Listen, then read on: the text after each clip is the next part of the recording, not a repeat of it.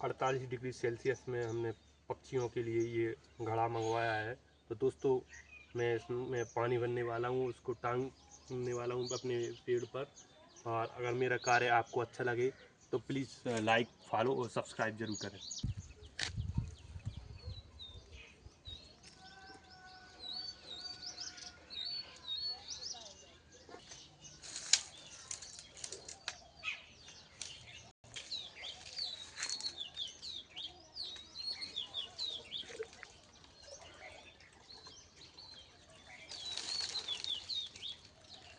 तो अगर आपको हमारा काम अच्छा लगा हो तो प्लीज़ लाइक, शेयर और सब्सक्राइब जरूर करें।